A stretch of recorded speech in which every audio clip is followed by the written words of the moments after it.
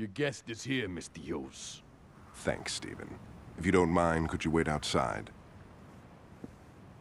I'm Richard Hughes. It is a pleasure to meet the man who handed me the election.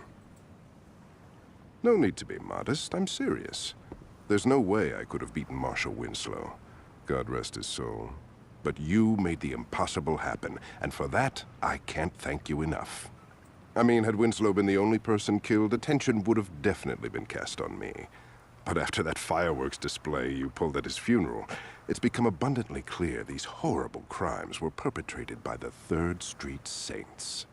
While before people criticized my Saints Row urban renewal plan, it is now being lauded. See, until you came along, I was displacing poor people. Now, I'm destroying a hotbed of gang activity. What can I say?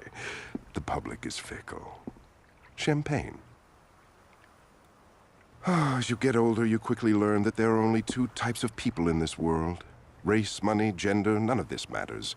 At the end of the day, you're either a winner or a loser. Now, the sad truth about our situation is that in order for me to be a winner, I have to level your neighborhood and salt the earth. Hold on for a moment. Stephen, could you come in here? Where was I? Oh yes, salting the earth.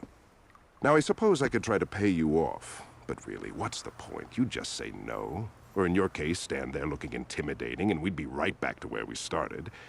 So I figured I'd cut the middleman and get right to the point. Yo, can you speed this shit up? I want to go to Freckle Bitches. You're going to die here, son. Make no mistake about that. But if it makes it any easier on you, I'll be sure to thank you in my acceptance speech. Now, if you'll excuse me, I have a party to...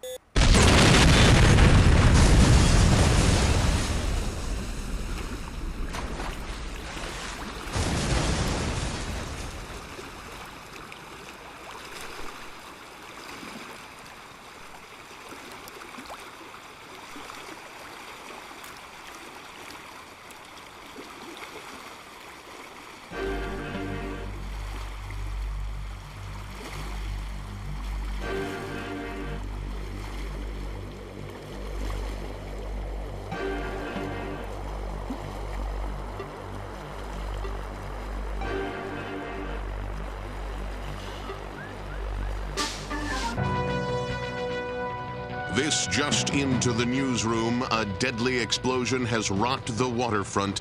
Our Jane Valderrama is already at the scene. Jack, waterfront residents and the press, who were setting up their cameras and microphones to cover the gala fundraiser scheduled for mayoral candidate Hughes' campaign, were treated to an amazing sight a few moments ago as the yacht registered to the alderman exploded in a shower of brass and mahogany. We were a safe distance away, so no one here was injured, as far as we can tell. But we have no word as to who, if anyone, was actually aboard. We don't know how this happened, why this happened, or even who was on the boat, if anyone, as no survivors have been located.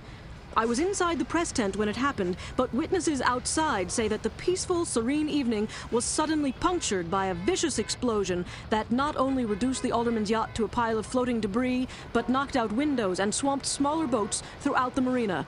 Jack? Jane, while you were giving that report, we attempted to contact Alderman Hughes' press secretary, and there was no answer. Do we know where the alderman is? No, we do not, Jack. I've asked around, and no one from the press corps noticed any official movement on the boat, as it's early in the evening, and the event was not scheduled to begin for another couple of hours.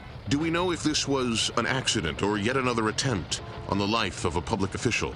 Jack, we don't have any definitive answers on that, and with almost no details emerging yet, we still do not know if this was something as silly as a galley or a fuel tank explosion. But in the light of recent events, we cannot rule out the possibility that this was more than just an accident. Reporting live from the waterfront, this is Jane Valderrama. Back to you, Jack. Thank you, Jane, and stay dry. Stay tuned as we get more details on this unfolding event. We will bring them to you immediately. In the newsroom, I'm Jack Armstrong.